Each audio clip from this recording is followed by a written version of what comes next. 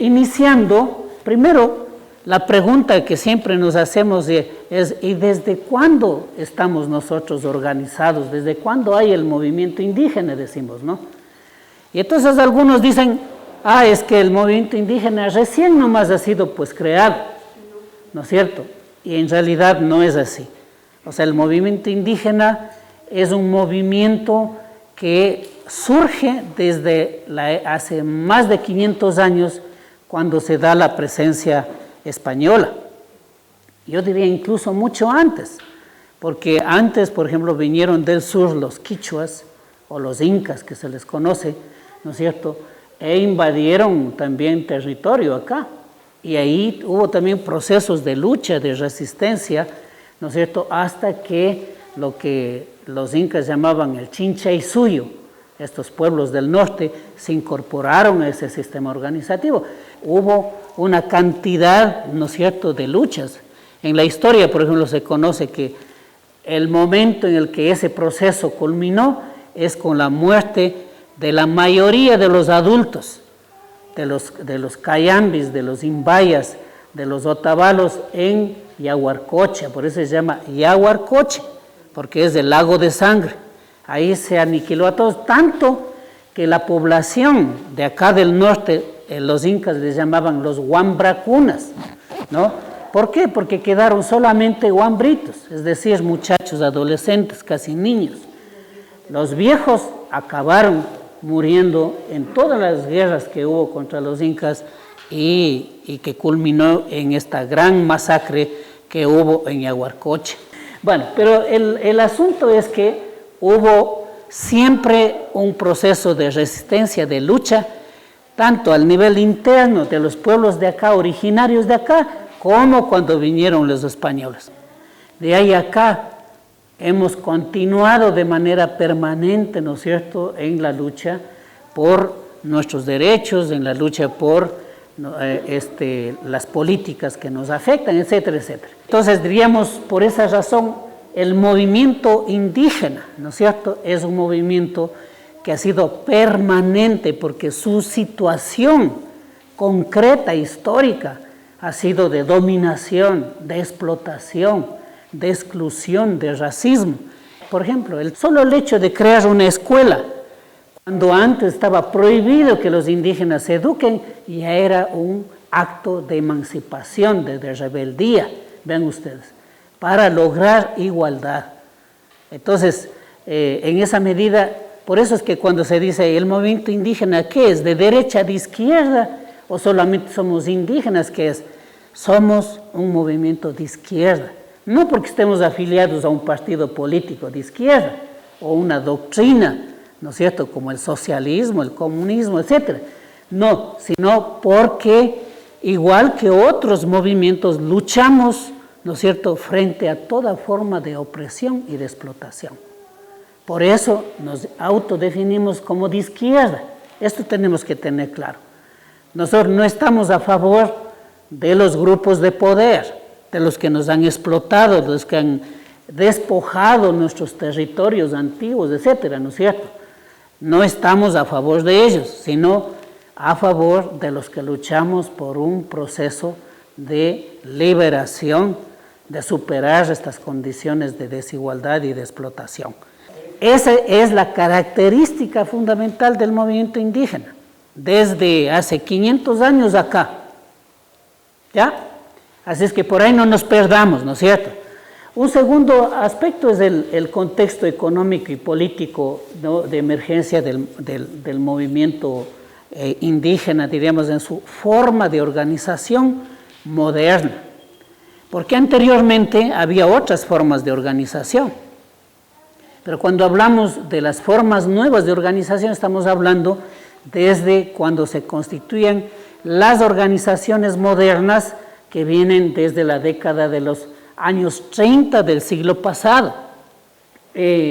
¿Cuál era el contexto político, económico de ese tiempo? En primer lugar, en ese tiempo todavía estaba ya en crisis, pero con fuerza, ¿no es cierto?, todavía con una presencia fuerte, la hacienda como eje económico, productivo, digamos, del país, especialmente, yo diría, de la sierra, especialmente, ¿no? Entonces, ahí había comunidades que se denominaban libres y las comunidades que estaban constituidas por los guasipungueros, ¿ya? Dentro de las haciendas, ¿ya? Entonces había esas dos formas organizativas, ¿ya? Pero la situación era que nosotros no teníamos derecho ninguno. O sea, nosotros éramos considerados propiedad de la hacienda. Y en ese sentido, pues había, ¿no es cierto?, un abuso en la explotación del trabajo. O sea, se empezaba, qué sé yo, desde las 5 de la mañana hasta que anochezca, ¿no es cierto? Eso a cambio de que la hacienda se le entregaba lo que se llamaba un guasipungo, es decir, un pedacito de tierra donde cultive, se viva. Exacto, ¿no es cierto? Entonces, vean, esa era la situación. El otro era que nos consideraban que éramos personas inferiores, ¿no? Entonces, no teníamos el mismo nivel que los mestizos, por decir algo, los blancos.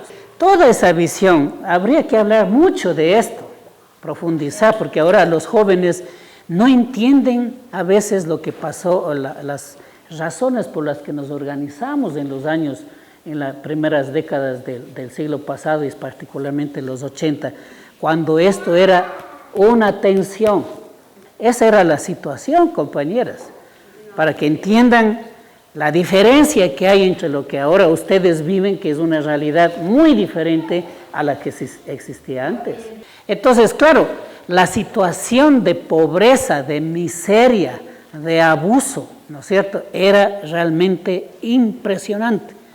Ahora dicen, los que vivieron la esclavitud fueron los afrodescendientes o los negros.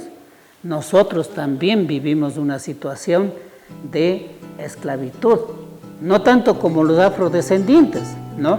Pero nuestra situación es que sostuvimos todo el proceso económico de la sociedad hasta a mediados del siglo pasado.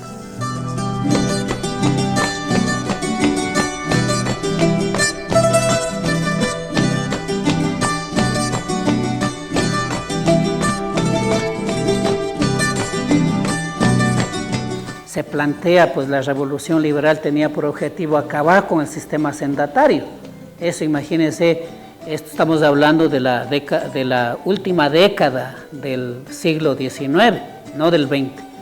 Se dieron ahí las guerras y todo, pero ya se instaura el sistema liberal a inicios del siglo pasado, del 2000, ¿ya?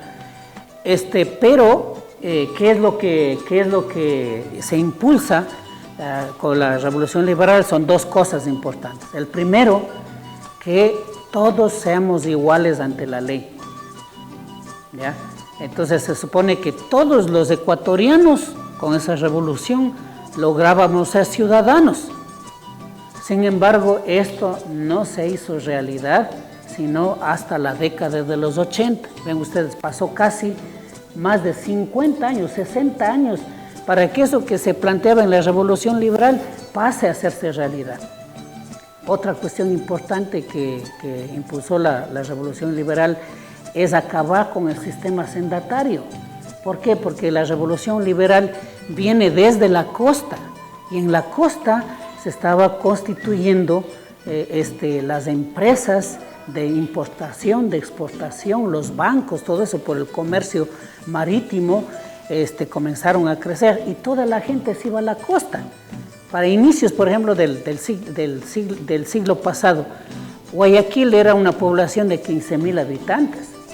Cuando se da la reforma agraria y todo, entonces la costa comienza a poblarse, ¿ya? Y ahora es la región más poblada.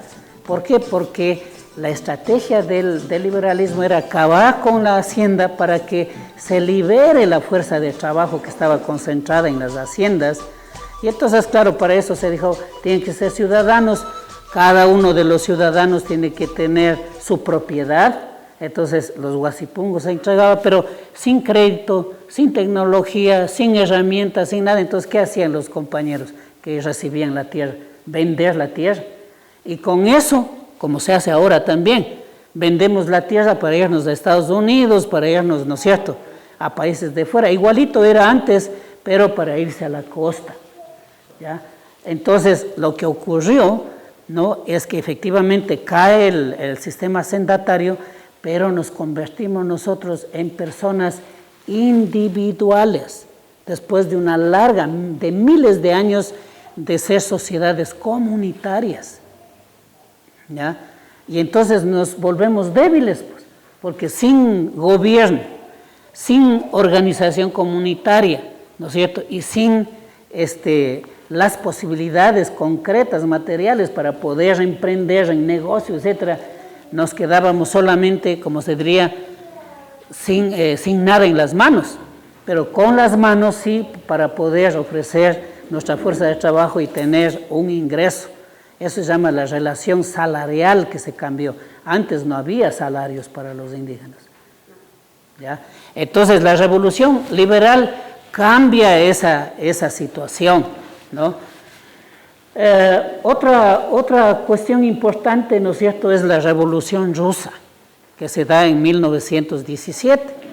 La Revolución Rusa da origen a lo que se llamó la Unión, ¿no?, de Repúblicas Socialistas Soviéticas, ¿no?, la URSS, ¿no? Este país hace una revolución desde la organización obrera, ¿ya?, e instaura un sistema socialista.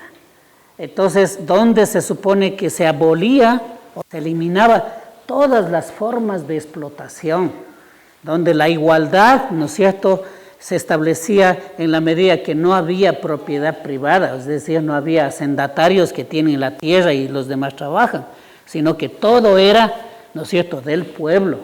Y el Estado entonces se encargaba de dar educación, salud, alimentos, vestido y todo eso, ¿no? Entonces, ese era ¿cómo diríamos?, esta idea, esta ilusión, esta utopía de la igualdad de la sociedad. Esas ideas también influyen en el movimiento indígena, en las comunidades. Y la forma para lograr cumplir o llegar a ese objetivo fueron ya la constitución de organizaciones de trabajadores del campo. Por ejemplo, acá, Mama Dolores Cacuango no plantea una organización a partir de la comunidad, ¿no?, sino que es una organización que articula a los trabajadores de las haciendas, ¿no es cierto? Y se establecen a través de cooperativas, incluso para acceder a la reforma agraria, la entrega de los pedazos de tierra. Vean ustedes, esa fue la particularidad, ¿no? Entonces, no se estaba pensando en ese tiempo, vamos a restaurar, por decir algo, las formas de autoridad, de gobierno y recuperar el territorio que fue de nosotros hace 500 años. No, lo que se planteaban eran derechos más puntuales, mejor trato, ¿no?, de los hacendatarios con respecto a los indígenas, que se les pague de mejor manera ya un salario, porque ya estábamos en la revolución liberal, ¿no?, que haya unas escuelas para que los niños sepan leer y escribir y puedan entender qué se está firmando en los documentos, porque a través de esa firma de documentos, o sea, se perdieron un montón de tierras, tanto de las comunidades como de las personas, porque se confiaba en los mestizos para que de leyendo y lo que ellos decían que se firmaba, y así se perdieron varias cosas. Entonces era importantísimo saber leer y escribir en ese tiempo, ¿no? Se demandaba, qué sé yo, ¿no es cierto?, que las horas de trabajo no sea pues desde la madrugada hasta que se oscurezca, sino que haya un tiempo determinado. Vean ustedes, ahora nosotros incluso decimos 8 horas de trabajo es demasiado. Antes, compañeros y compañeras, ¿no es cierto? O sea, se empezaba desde, qué sé yo, 4 de la mañana, dependiendo de la estación, ¿no es cierto?, hasta el anochecer, ¿ya? No había una norma que diga, solo tiene que trabajar 8 horas, sino que eso era voluntad del patrón. En esas condiciones estábamos, ¿no? Bueno, entonces, vean, digamos, se establece, digamos, hay referencia de esta utopía y lo abrazamos también los pueblos indígenas, las organizaciones indígenas, ¿no? Se da un proceso también importante, ¿no? Primero es importante conocer que la Iglesia Católica, por ejemplo, fue la principal terrateniente en el país, ¿ya? Por eso es que hay acá referencias de varias tierras que eran de la Iglesia y del Estado, ¿ya? Entonces, los primeros que impulsan, viendo que se da la Revolución Rusa y luego ya para la década de los 50 con la Revolución Cubana, la Iglesia comienza a preocuparse y dice, no, tenemos que comenzar a pensar porque si no, la gente se va a ir sobre nosotros. ¿Y qué es lo que hacen? Generan lo que se llama la doctrina social de la Iglesia, ¿ya? ¿Qué es esto? Que la Iglesia comienza a pensar desde la Biblia, pero cuáles son los problemas sociales y cuáles deberían ser los derechos de las personas, ¿no es cierto?, que la Iglesia debería embanderar para defenderles. Entonces unos se quedan, y eso hace que se haga una división a nivel de la Iglesia. Los unos que se alinean con los terratenientes, porque como explicaba la compañera, la Iglesia se beneficiaba de la explotación, sea de la propiedad privada, de todo, ¿no es cierto?, con los diezmos y primicias que se llamaban. Incluso las fiestas, ahora que celebramos del Inti Raymi, ahí era donde más aprovechaba la Iglesia.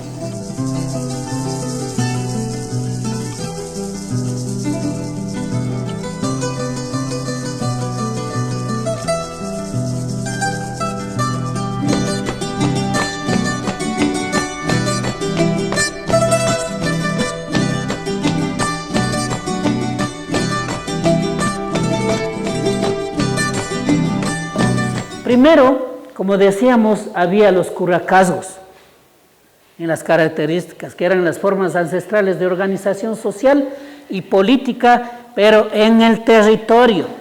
O sea, los curacas ejercían jurisdicción, incluso reconocido por el Estado, en un territorio, ¿ya?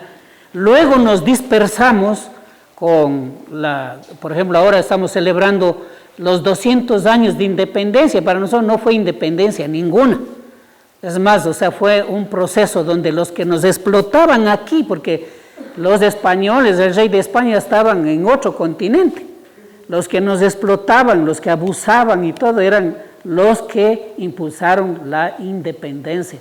Por eso con la independencia se constituyen las grandes haciendas, ¿no?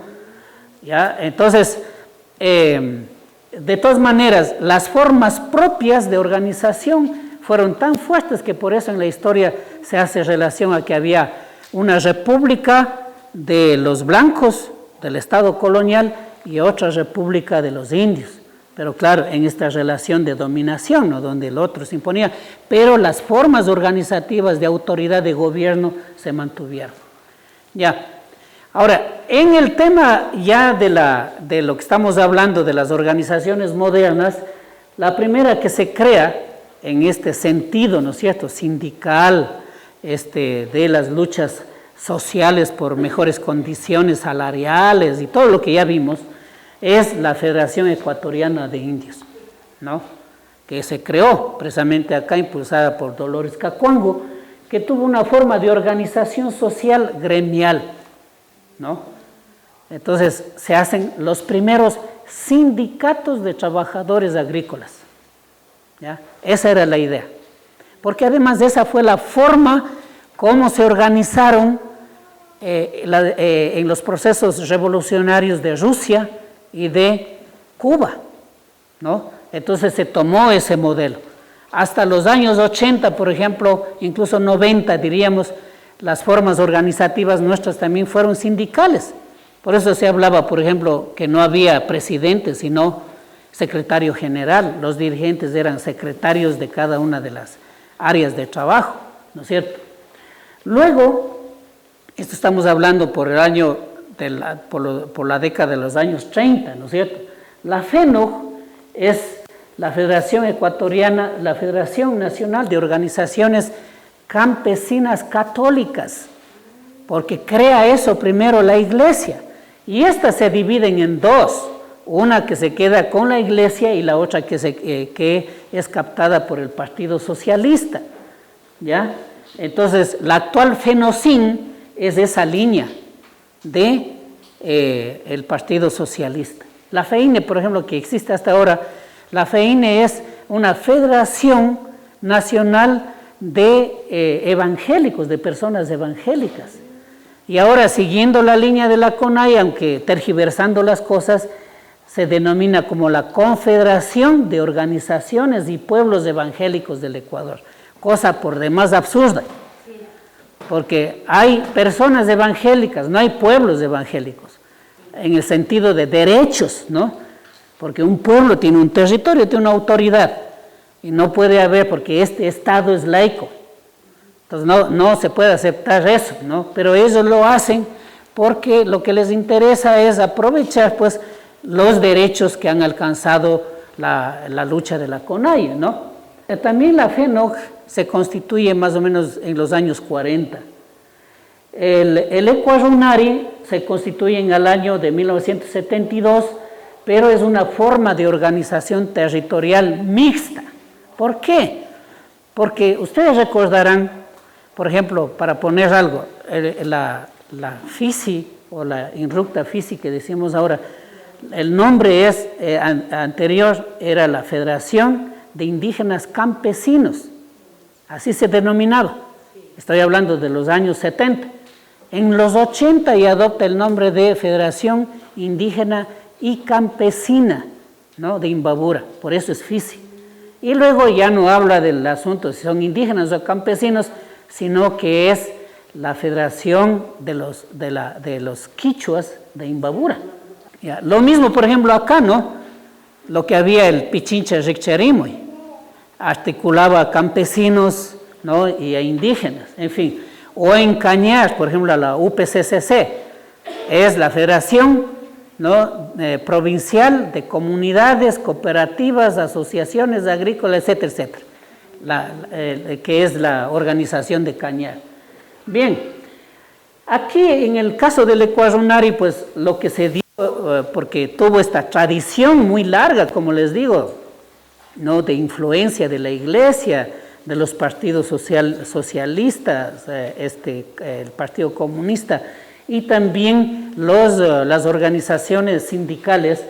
El Ecuarunari tiene un dilema, un conflicto, que dice, nosotros en realidad tenemos que asumirnos como una organización que es de los indígenas, de los pueblos indígenas, o también nosotros somos una organización clasista, es decir, que se define por la actividad que realiza, es decir, campesina, ¿no? Que labora en el campo.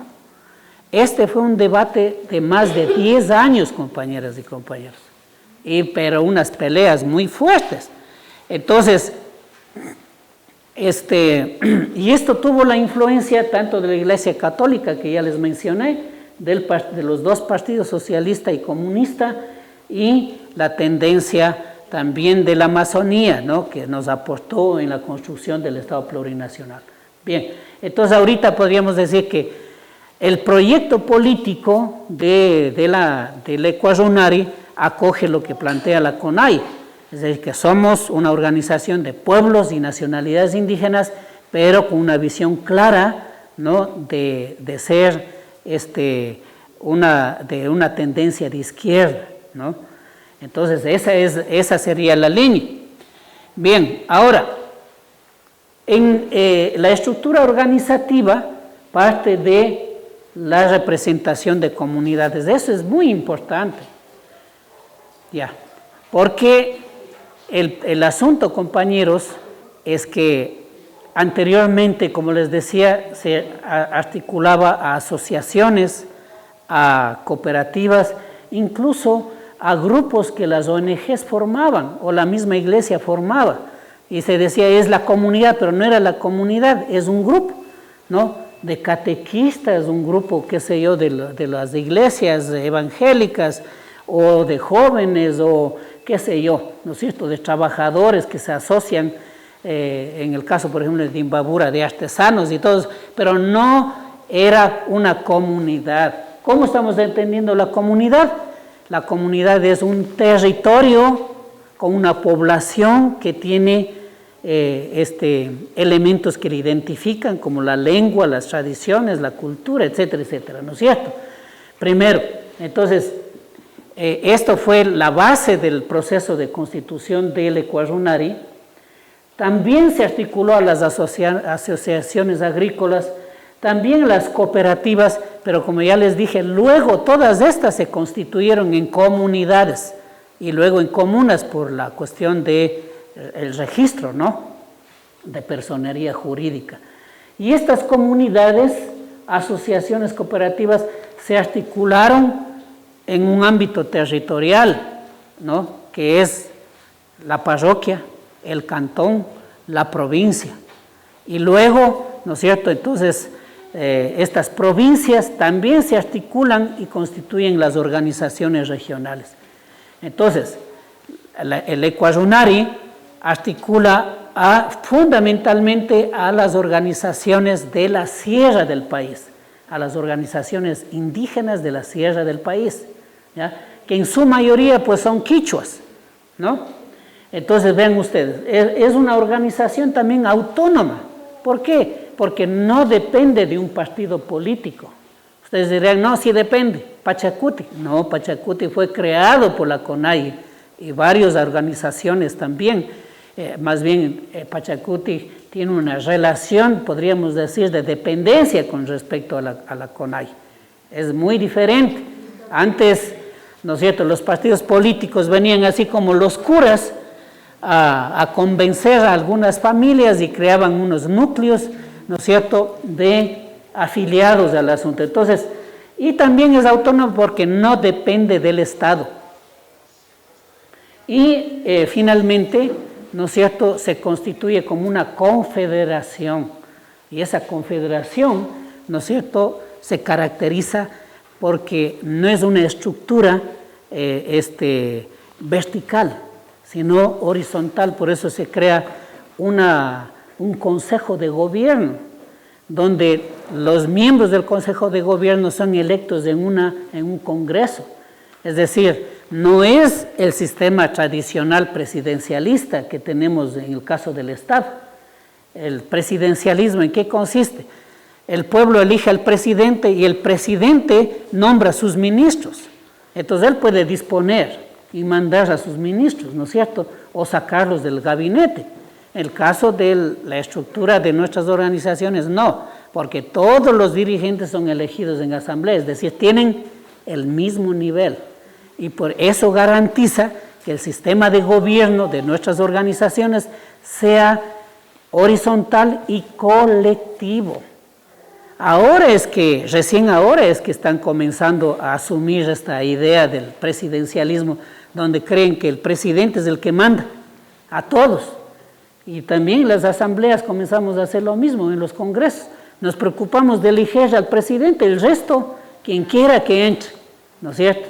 Eso desde lo local hasta lo nacional, que es un grave error, por eso mismo tenemos las dificultades que tenemos ahora. Sin embargo, no sabemos manejar ese poder que tenemos. Si nosotros tenemos que hacer fiscalización, evaluación de la gestión de nuestras autoridades nacionales hasta lo local, es cuánto se ha fortalecido nuestro proceso organizativo. Porque no es suficiente con decir, pues yo administré bonito el municipio y ya, porque sale el compañero del municipio y sigue igual. El asunto es cuánto hemos logrado ir consolidando el proyecto político que es ¿no es cierto?, la reconstitución de las nacionalidades indígenas, es la disputa de poder desde el territorio, desde el control del territorio. Si no, no tiene sentido, compañeros. Les agradezco por su atención, compañeros y compañeras.